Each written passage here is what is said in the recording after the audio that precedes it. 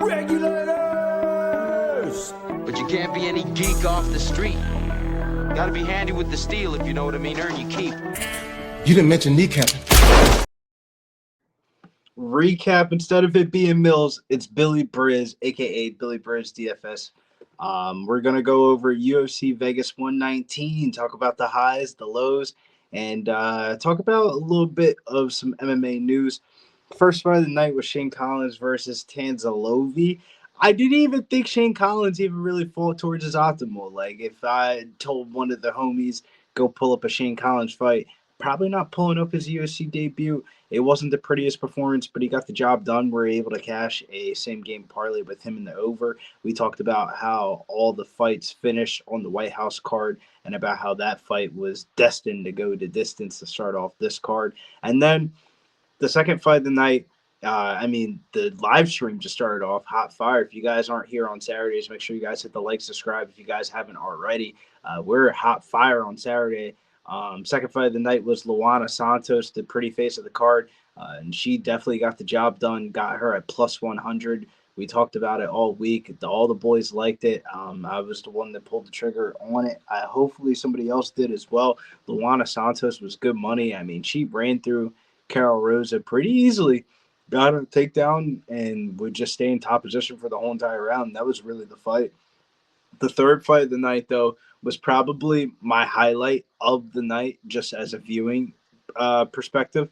Levon Chokeli knocking out Leon Shabazian. Crazy, though. Let's throw out the knockout real quick and talk about the performance itself.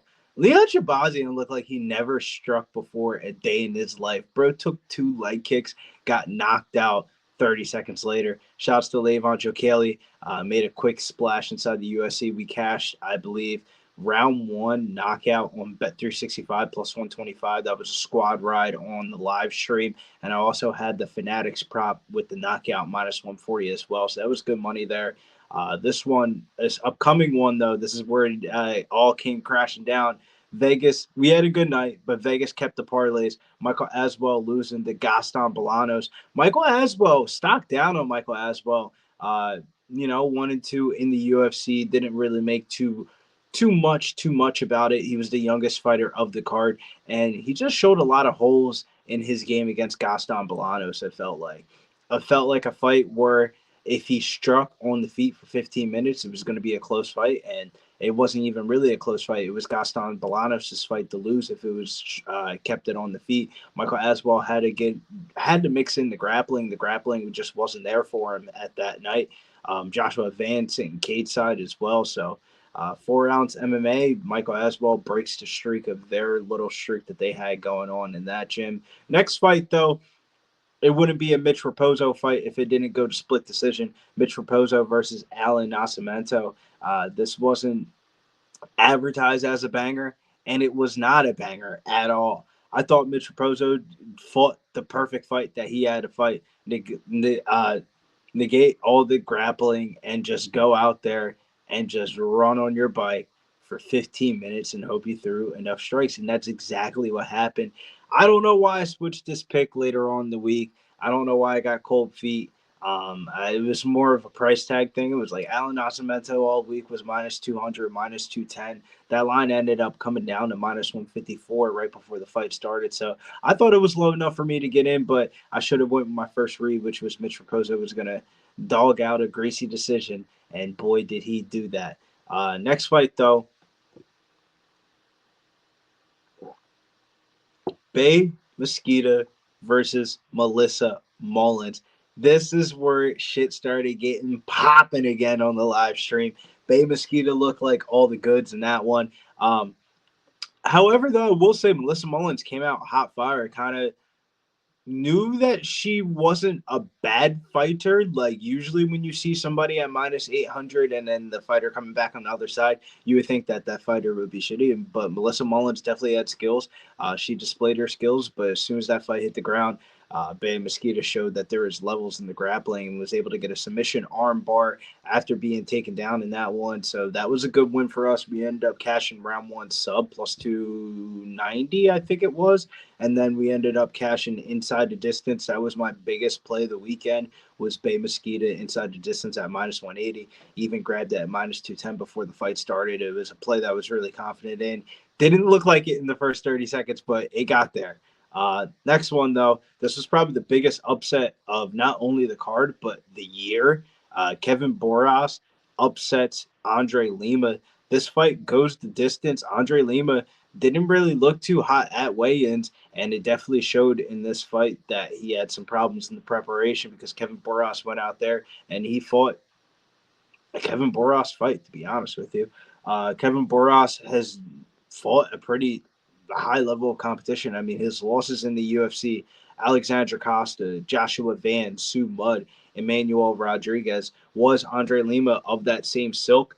He might not be. It was finally Andre Lima, a little bit of a back down to reality. I mean, the price tag was absolutely ridiculous, and he did not come through. A lot of parlays busted by this time of night. So when Vinicius Oliveira took on Andre Touchy-Feely, we knew we were going to get something. And, man, Vinicius Oliveira looked all the goods, man. I think the move up in the weight class should help him out, man. I mean, Andre Feely's no bum. He's a legit veteran of the division, and the way that Vinicius Oliveira disposed of him was very, very nice. He called out Joshua Emmett after the fight was over. I feel like that's a perfect next fight for him. Another body that he can knock out that people will know, a familiar face, and also another team alpha male fighter as well.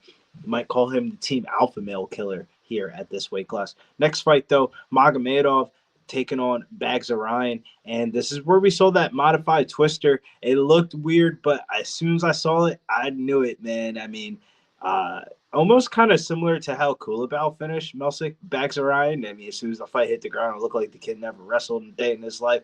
But before that, kind of looked like he just wanted out of there.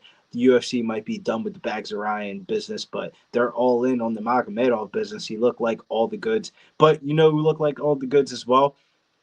Next fight, future battle of the night, C-Rod taking on Hyder Emil. A lot of flack for C-Rod's decisionator style, always taking fights to decision, but he showed us a little something against Hyder Emil. It wasn't the mustache. C-Rod rocking the stash, and he looked like a grown man in there against Hyder Emil. It's usually Hyder Emil getting the first round finishes, but it was C-Rod getting off to a hot start, and he got the submission guillotine finish to end out that one. I mean, C-Rod looked like, probably in hindsight, considering money line value and what was the result, C-Rod probably was the best line of the whole entire card. I mean, we saw a lot of favorites hit on the main card comparably to the prelims. The prelims was like the Wild Wild West. It was a long prelim, but it was a good prelim. The main card, though, co-main event here, Navajo Sterling taking on Ian Kudialaba, probably the most anticipated bout of the night. Ian Kudialaba, if you're an Ian Kudialaba backer, I mean, you got what you paid for it. He definitely tried to go out there with the standing guillotine in the beginning of the rounds. I mean, he had a couple of submission attempts that looked like it was going to get there. Even the lady arm submission, or it was like a crucifix, wherever it was, it almost got there. Navajo Sterling still got to clean up some of the grappling game, but he still got the job done. Looking as lethal as ever. Back-to-back finishes here for Navajo Sterling. Stock up for Navajo Sterling. He was able to pass this test, and this was a big test. Not as big as the test as the main event, though. Manel Kape taking on Kyoji Horiguchi. A lot at stake for this one here. Horiguchi only losing Demetrius Johnson in the UFC, and Manel Kape really only losing to Alexandra Pantoja and then Muhammad Makayev. So only 2 losses. He extends his knockout streak, and I believe he has the flyweight record for knockouts now. So it's inevitable that we're going to see Manel Kape take on Joshua Van, and whoever wins that fight is probably going to be the rematch for Pantoja, the Joshua Van Pantoja 2, or Manel Kape versus Pantoja 2.